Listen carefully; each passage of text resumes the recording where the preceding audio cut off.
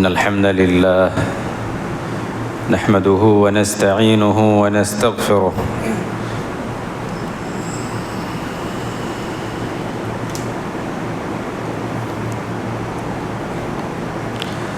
ونعوذ بالله من شرور أنفسنا ومن سيئات أعمالنا من يهده الله فلا مضل له ومن يضلل فلا هادي له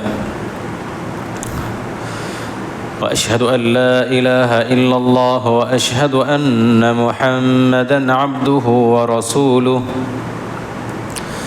أما بعد فأعوذ بالله من الشيطان الرجيم يا أيها الذين آمنوا اتقوا الله حق تقاته ولا تموتن إلا وأنتم مسلمون يا أيها الناس اتقوا ربكم الذي خلقكم من نفس واحدة وخلق منها زوجها وبث منهما رجالا كثيرا ونساء واتقوا الله الذي تساءلون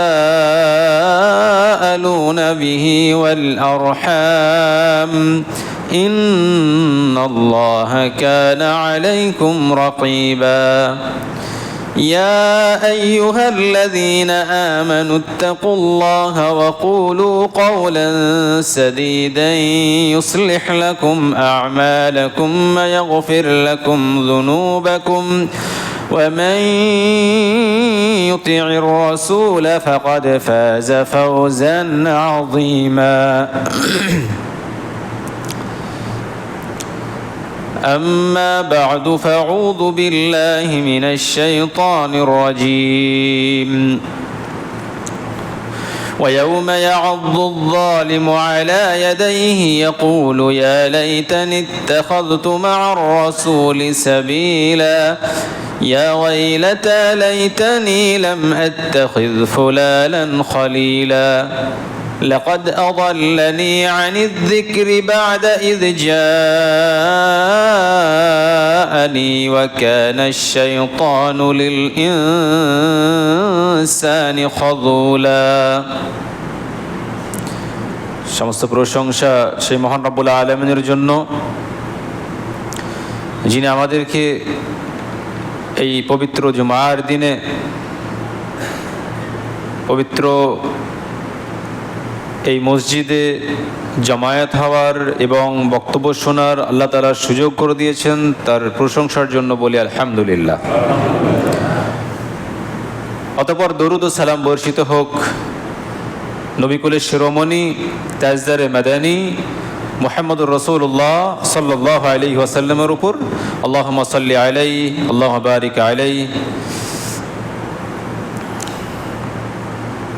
সম্মানিত উপস্থিতি,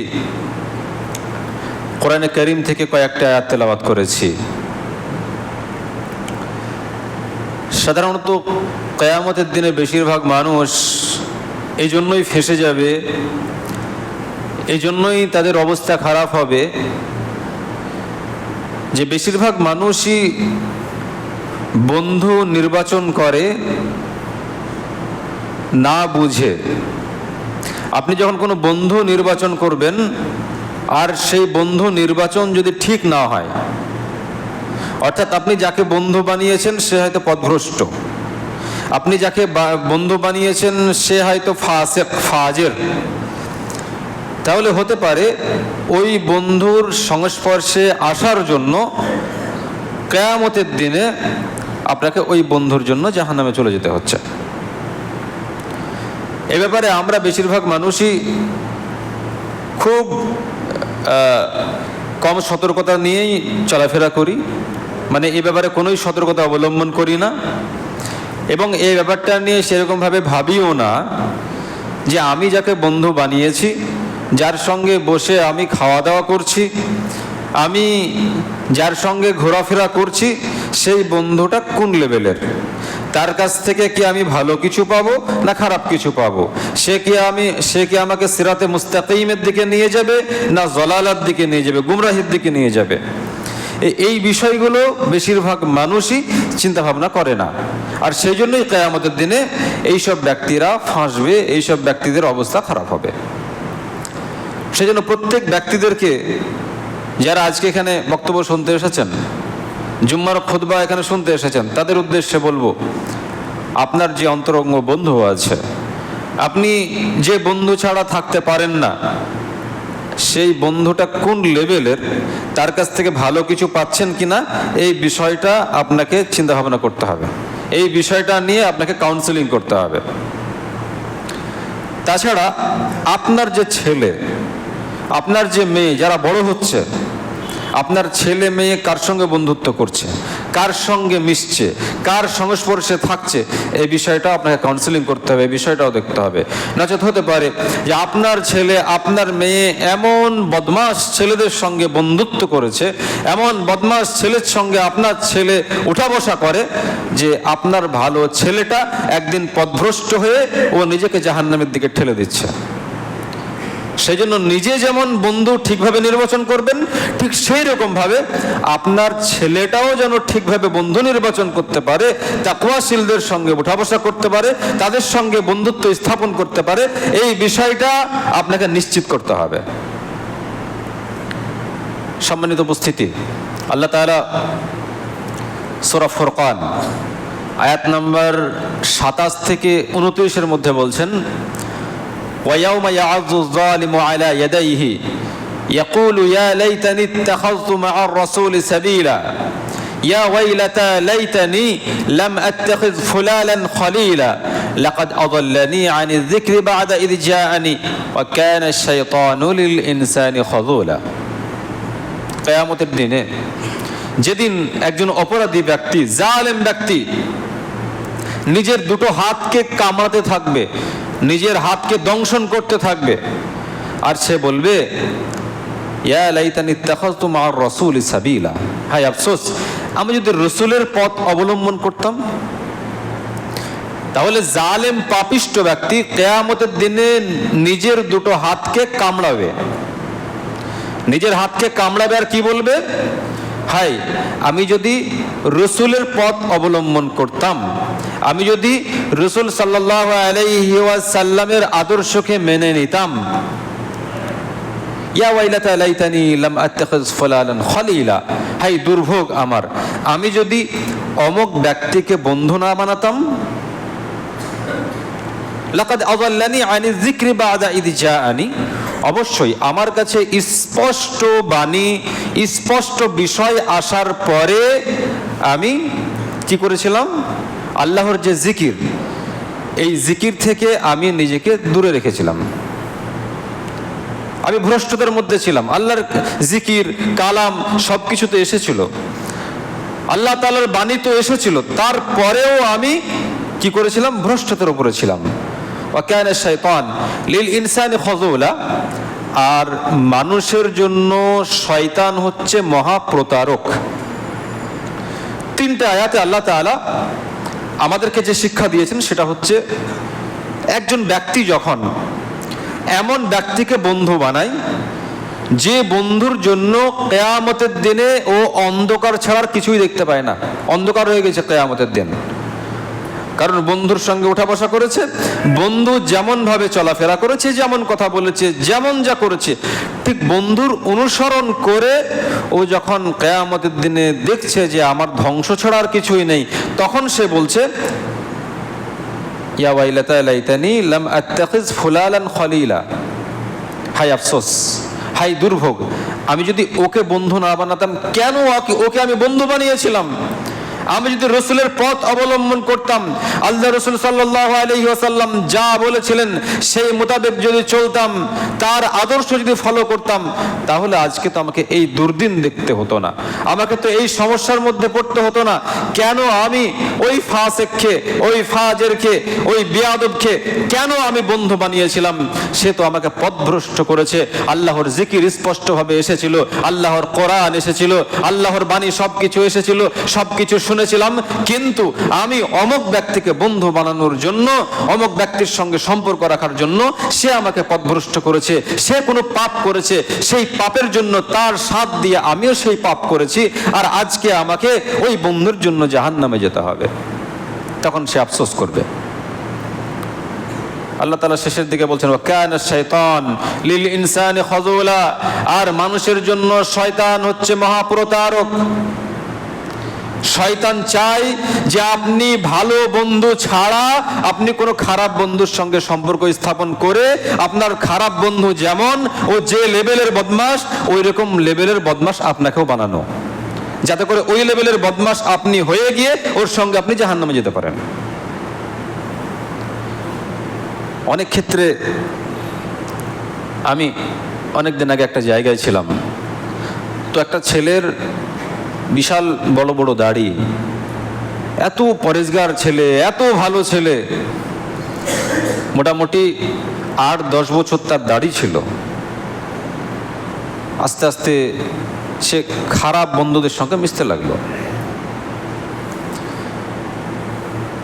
আমি একদিন হঠাৎ ওই বন্ধুটাকে দেখছি, মানে ওই ছেলেটাকে দেখছি যে মুখে দাড়ি নেই আর নামাজও পড়ে না। আমি শুনলাম যে নামাজও পড়ে না, নামাজ ছেড়ে দিয়েছে।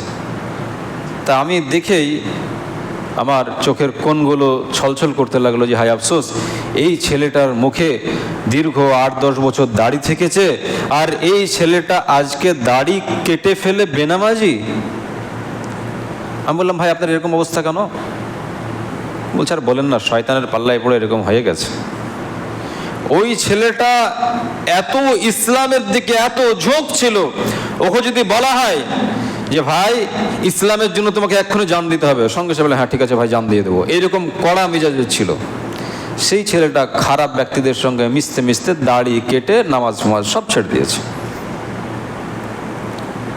অনেক মানুষ এরকম আছে যে বেশ নামাজ পড়ছে, দাড়ি রেখেছে, ভালো অবস্থায় চলছে, এই করতে করতে দেখা যাচ্ছে যে এমন ব্যক্তিদের সঙ্গে মিশতে লাগছে যে মিশতে মিশতে সে একদিন পুরো পথভ্রষ্ট হয়ে গেছে, বেকার হয়ে গেছে।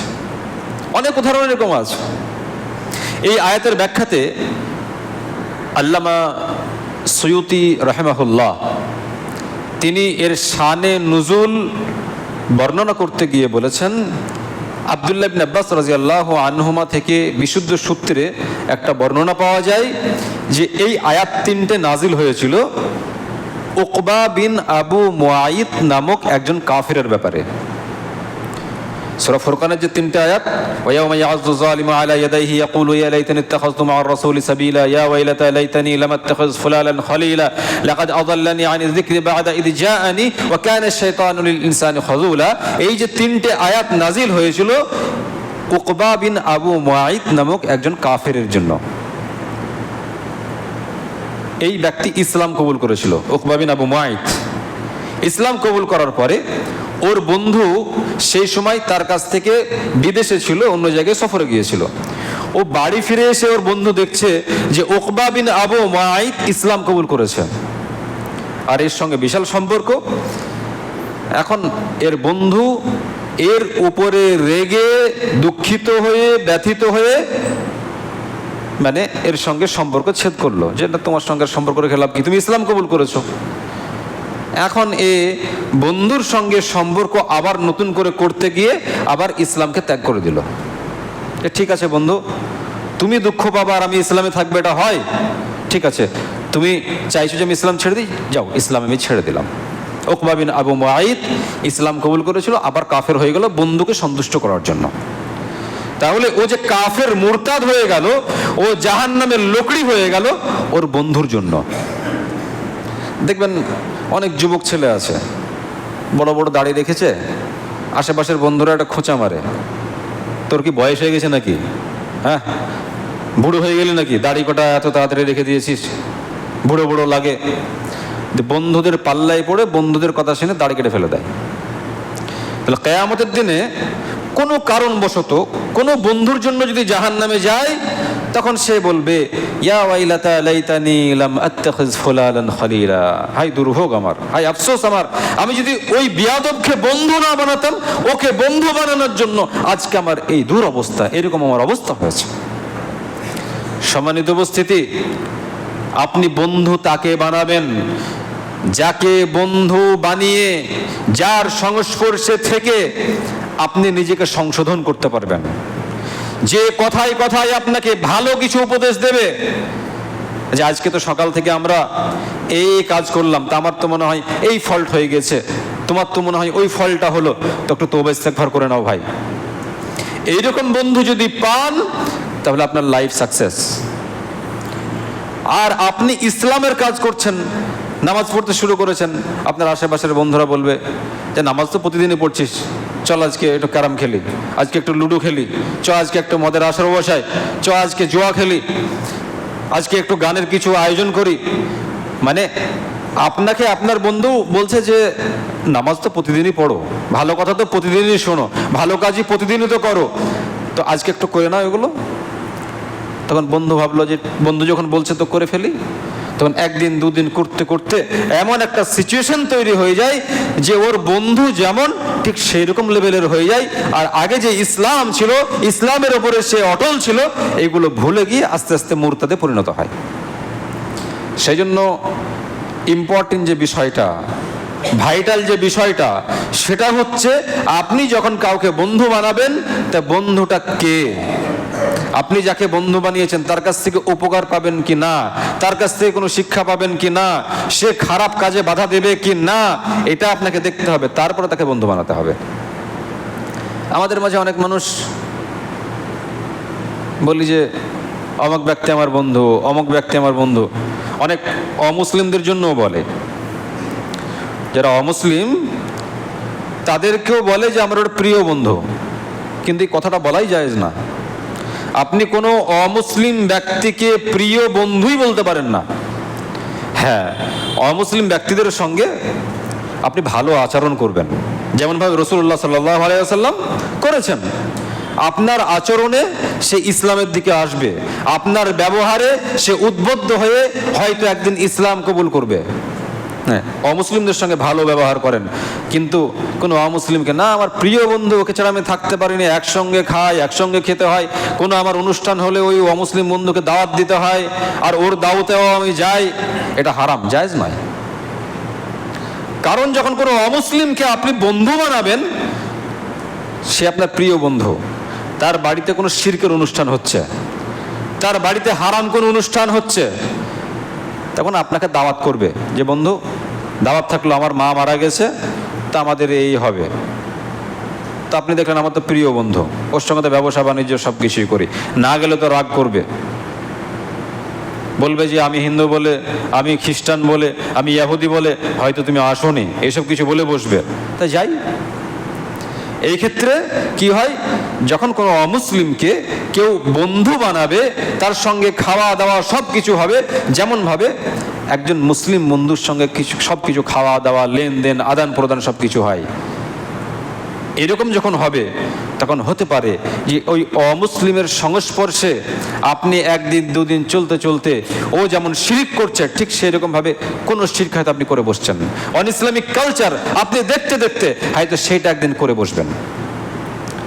সেই জন্য মুহাম্মদ রাসূলুল্লাহ সাল্লাল্লাহু আলাইহি ওয়াসাল্লাম বলেছেন, লা তুসাহিব ইল্লা মুমিনান ওয়া লা ইয়াকুল তাআমাকা ইল্লা তাকিয়্যুন।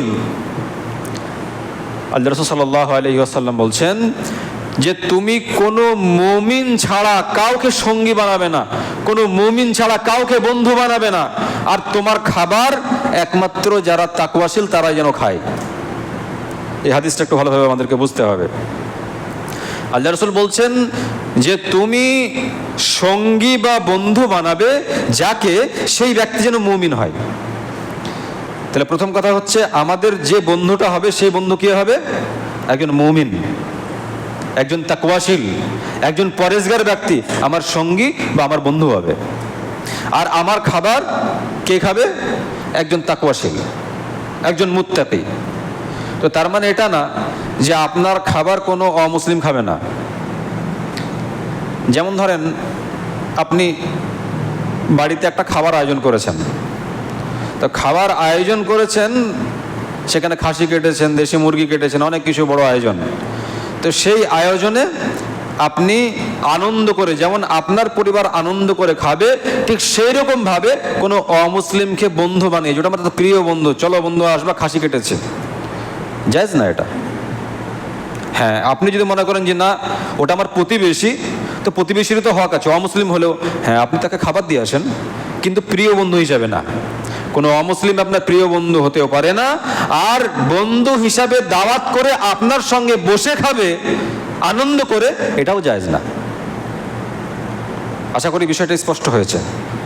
তার মানে আপনি কোনো অমুসলিমকে বন্ধু বানাতে পারেন না, আর কোনো অমুসলিমকে আপনি আনন্দ করে যেমন আপনার ভাইদেরকে নিয়ে খান, ঠিক সেরকম ভাবে আপনি খেতে পারবেন না। কারণ কোনো অমুসলিম অন্তরঙ্গ বন্ধু হতেই পারে না, এটা হারাম। তবে আপনার ব্যবহার তার সঙ্গে ভালো থাকবে, আপনি তার সঙ্গে তার কোনো ক্ষতি করবেন না, তার সঙ্গে ব্যবহার ভালো করবেন, তাকে ইসলামের জন্য আহ্বান করবেন। আপনার প্রতিবেশী সে যদি গরিব হয়, আপনি তাকে গিয়ে খাবার দেবেন, তার ওষুধের প্রয়োজন আছে ওষুধ দেবেন, টাকার প্রয়োজন আছে টাকা দেবেন, কিন্তু অন্তরঙ্গ বন্ধু হবে না। আশা করি বিষয়টা বুঝতে পেরেছেন। আল্লাহ তাআলা সূরা যুখরুফ আয়াত নাম্বার 67 মধ্যে বলেছেন, আল আখিল্লাউ ইয়াওমা ইযিন বা'দুহুম লিবা'দিন আদুউন ইল্লাল মুত্তাকিন। কিয়ামতের দিনে এক বন্ধু আরেক বন্ধুর চরম দুশমন হবে, ইল্লাল মুত্তাকিন, তবে মুত্তাকি ছাড়া। যারা মুত্তাকি এরা ব্যতীত এক বন্ধু আরেক বন্ধুর চরম দুশমন হবে।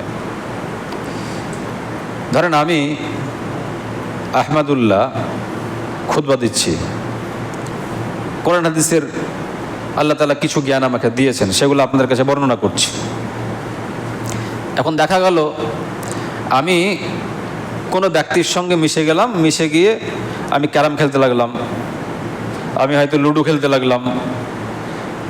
তো আল্লাহ তাআলা আমাকে যদি কিয়ামতের দিনে এর জন্য জাহান্নামে দেন, তখন আমি যে বন্ধু আমাকে আহ্বান করেছে চলো লুডো একটু খেলো, ক্যারাম খেলো, কি এমন আছে, তখন আমি বলবো যে তোমার জন্যই আমি ধ্বংস হয়েছি, আমি তো ভালো রাস্তায় ছিলাম, তুমি কেন আমাকে লুডো খেলতে বলেছো, কেন আমাকে ক্যারাম খেলতে বলেছো?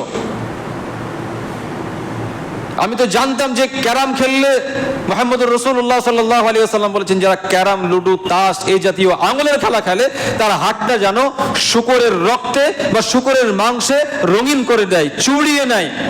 এটা তো আমি জানতাম, তারপরেও তুমি আমার এমন বন্ধু ছিলে যে তোমার পাল্লায় পড়ে ওই খেলা খেলে আজকে আমাকে জাহান্নামে যেতে হচ্ছে।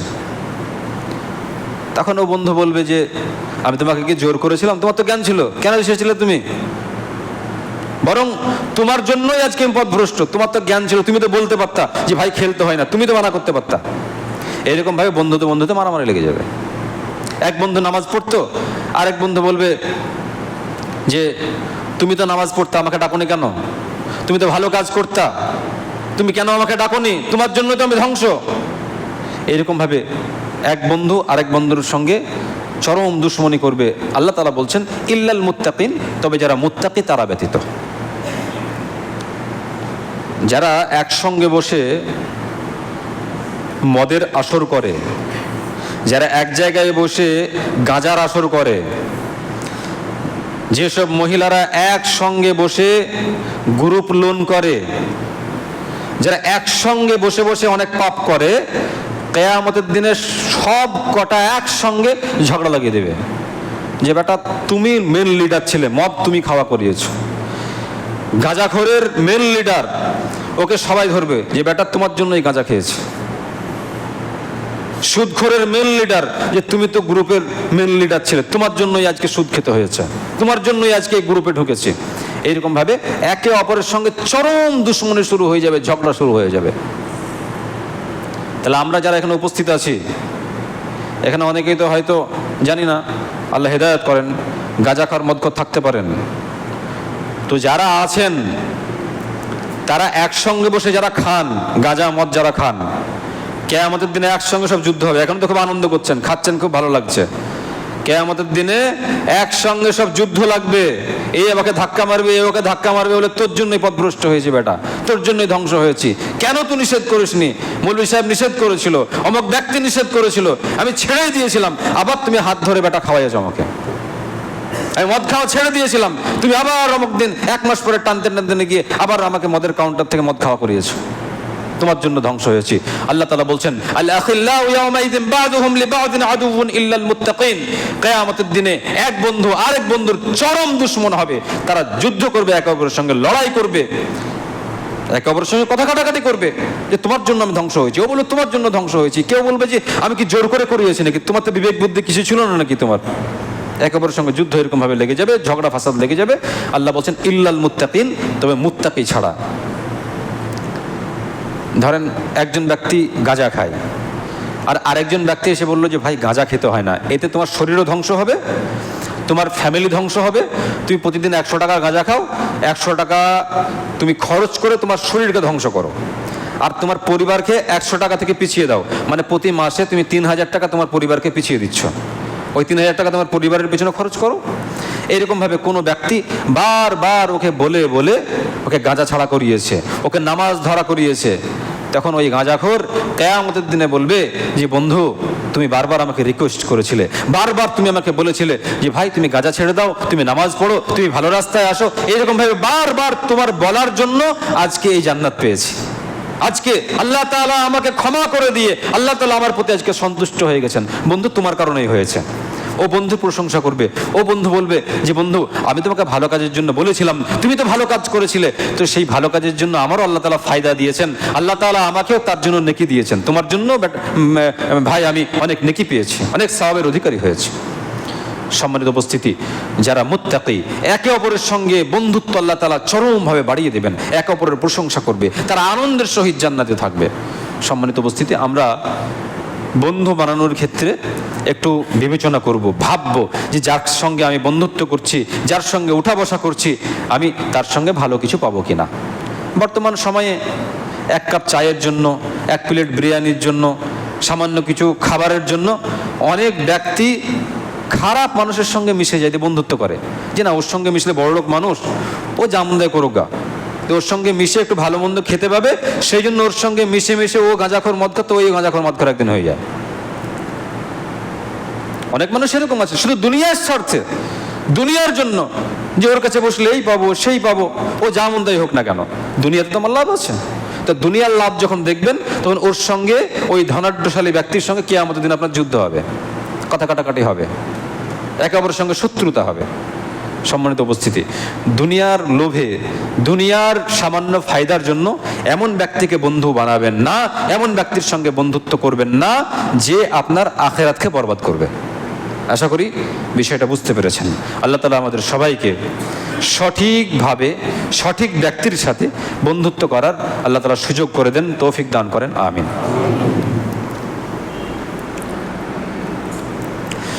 আলহামদুলিল্লাহ রাব্বিল আলামিন ওয়াসসালাতু ওয়াসসালামু আলা রাসূলিহি মুহাম্মদ ওয়া আলা আলিহি ওয়া আসহাবিহি আজমাইন।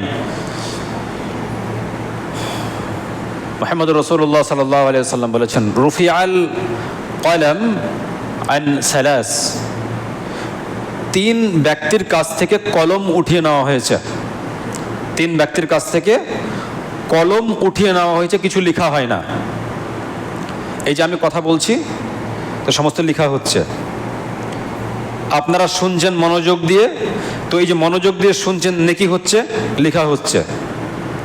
তো 3 ব্যক্তির তরফ থেকে কলম উঠিয়ে নেওয়া হয়েছে, লেখা হয় না কিছু। 1, আনিন নাইম হাত্তা ইয়াস্তাইকিযা, ঘুমন্ত ব্যক্তি যতক্ষণ ঘুমিয়ে থাকে, যতক্ষণ জাগ্রত না হয় ততক্ষণ পর্যন্ত তার কিছু লেখা হয় না।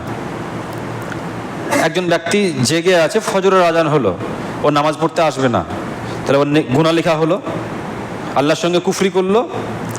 আর একজন ব্যক্তি ও অ্যালার্ম দিয়েছে, তারপরে শুনতে পায়নি, ঘুমিয়েই পড়ে আছে, সকাল 8টার সময় উঠলো, তাহলে এই যে ঘুমন্ত অবস্থায় ছিল, সকাল 8টায় উঠলো, অ্যালার্ম শুনতে পায়নি, তো আল্লাহ তাআলা ওর গুনাহ লিখবেন না, কারণ ও ঘুমন্ত অবস্থায় ছিল। কিন্তু যে ব্যক্তি ইচ্ছাকৃতভাবে ফজরের নামাজ ত্যাগ করেছে, ও কানে অ্যালার্ম শুনেছে, জেগে আছে, তাহলে এই ব্যক্তির গুনাহ লেখা হলো। তাহলে একজন ব্যক্তি যখন ঘুমিয়ে থাকে, তার তরফ থেকে আল্লাহ তাআলা কিছু গুনাহ লিখেন না যতক্ষণ পর্যন্ত সে ঘুমিয়ে আছে। 2, ওয়া আনিস সাবিয়্যি হাত্তা ইয়াহতালিমা, আর একজন হচ্ছে বাচ্চা, যতক্ষণ পর্যন্ত সে বালেগ না হয়, সাবালক না হয়। নাবালক তো নাবালক অবস্থায় অনেক কিছুই পাপ করে, বাচ্চারা হয়তো বোঝে না, অনেক কিছু নোংরামি করে বাচ্চা ছেলে। তো এদের তরফ থেকে আল্লাহ তাআলা গুনাহ লিখেন না বাচ্চাদের তরফ থেকে। কিন্তু এর মানে এটা না যেহেতু বাচ্চা ছেলে করছে, ওকে এখন থেকে প্র্যাকটিস করাতে হবে, পিতামাতার দায়িত্ব হচ্ছে ও কোনো গুনায় যেন লিপ্ত না হয়, কারণ বড় হয়ে ওগুলাই করবে, এগুলো মা বাবার দায়িত্ব, কিন্তু বাচ্চাদের তরফ থেকে কোনো গুনাহ লেখা হয় না।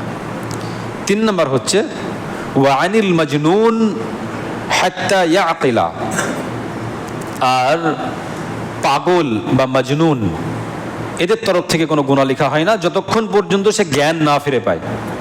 তাহলে 3 ব্যক্তির কাছ থেকে আল্লাহ তাআলা গুনাহ লিখেন না, কলমকে উঠিয়ে নেওয়া হয়েছে। তার মধ্যে একটা হচ্ছে যে পাগল যতক্ষণ জ্ঞান ফিরে না পায় ততক্ষণ পর্যন্ত তার গুনাহ লেখা হয় না। গত কালকের ঘটনা আপনারা হয়তো অনেকেই জানেন, ফেসবুকে দেখেছেন। বাংলাদেশে তোফাজ্জুল বলে একটা ছেলে, সে দীর্ঘ 2 বছর যাবৎ পাগল অবস্থায় ছিল, কোনো সেন্স ছিল না। সেই ব্যক্তিকে চোর সাব্যস্ত করে ঢাকার মতো বড় বিশ্ববিদ্যালয়ে সেই ছেলেটাকে ছাত্র নেতারা তারা প্রথমে খাওয়া দাওয়া করিয়েছে, যে খাবার কেমন হয়েছে। খাওয়া দাওয়া করানোর পরে ওই ছেলেটাকে নির্মমভাবে পিটিয়ে হত্যা করেছে। যে ছেলেটাকে হত্যা করেছে সে ছেলেটাও শিক্ষিত ছেলে, কিন্তু এখন পাগল। ওই ছেলেটার আব্বা মা মারা গেছে, ওর একটা ভাই পুলিশ ছিল, সেও 1 বছর আগে মারা গেছে। এখন আহা বলার কেউ নেই, পাগলামি করে বেড়ায়, ট্রিটমেন্ট কে করাবে? তো এই ছেলেটাকে ঢাকার মতো বিশ্ববিদ্যালয়ে ছাত্ররা পিটিয়ে হত্যা করে দিল। অথচ মুহাম্মদুর রাসূলুল্লাহ সাল্লাল্লাহু আলাইহি সাল্লাম বলেছেন, যারা পাগল যতক্ষণ জ্ঞান না ফিরে পায় তার তরফ থেকে কোনো গুনাহ লেখা হয় না। মুহাম্মদুর রাসূলুল্লাহ সাল্লাল্লাহু আলাইহি ওয়াসাল্লাম বলেছেন, لا يدري القاتل في أي شيء قتل ولا يدري المقتول على أي شيء قتل لا يدري القاتل في أي شيء قتل ولا يدري المقتول على أي شيء قتل। আল্লাহ রাসূল বলছেন যে কিয়ামতের অন্যতম নিদর্শন হচ্ছে একজন হত্যাকারী জানবে না যে কেন আমি হত্যা করেছি ওকে, ও জানবেই না যে কেন হত্যা করলাম। আর যে মরে গেল ও জানবে না যে কেন আমাকে মারলো, কি কারণে আমি মারলো, কি দোষ করেছিলাম। বাংলাদেশে আবার আরেকটা ঘটনা, এই 2-1 দিন আগেকার, রান্না করতে দেরি হয়েছে তাই স্ত্রীকে মেরে ফেলে দিয়েছে। তো এগুলো সব কিয়ামতের নিদর্শন, যেটা মুহাম্মদ রাসূলুল্লাহ সাল্লাল্লাহু আলাইহি সাল্লাম বলেছেন যে একজন হত্যাকারী জানবে না যে কেন আমি হত্যা করছি।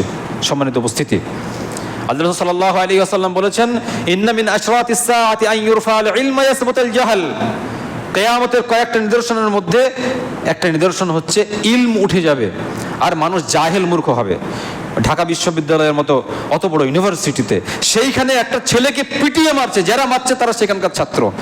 এরা যদি জাহেল না হয়, এরা যদি মূর্খ না হয়, এরা যদি বর্বর না হয়, তো বর্বর মূর্খ কারা? ওরা শিক্ষা অর্জন করেনি, ওদের মাথায় গোবর ভরা আছে, ওরা শয়তানের থেকেও খারাপ। নচেত একটা পাগল ছেলেকে এরকম ভাবে হত্যা করে মারে। সম্মানিত উপস্থিতি, আমরা যদি প্রকৃত ইলম অর্জন না করি, প্রকৃত শিক্ষা অর্জন না করি, তাহলে আমাদেরও এইরকম পাগলামি ভাব, মাথায় গোবর, এগুলাই আমাদের মাথায় ভরা থাকবে। সেই জন্য আমাদের প্রত্যেকের উচিত যে কমসে কম ইসলামী শিক্ষাটা অর্জন করা। যদি ওদের ইসলামী শিক্ষা থাকতো তাহলে এই ছেলেটাকে পিটিয়ে মারতো না।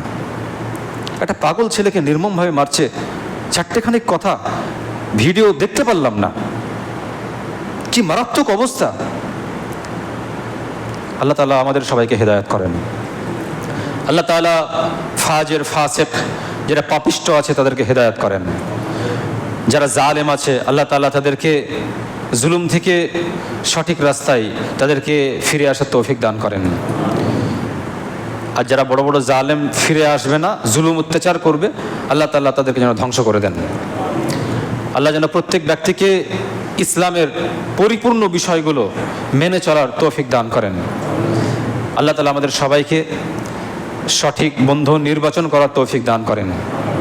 যে বন্ধুর জন্য আমরা কিয়ামতের দিনে হয় লাভবান হব আর নচেত ক্ষতিগ্রস্ত হব। আল্লাহ তাআলা আমাদের সবাইকে সঠিকভাবে সঠিক বন্ধু নির্বাচন করে তাদের সঙ্গে দুনিয়াতে থাকার আল্লাহ তাআলা ব্যবস্থা করে দেন। আমিন।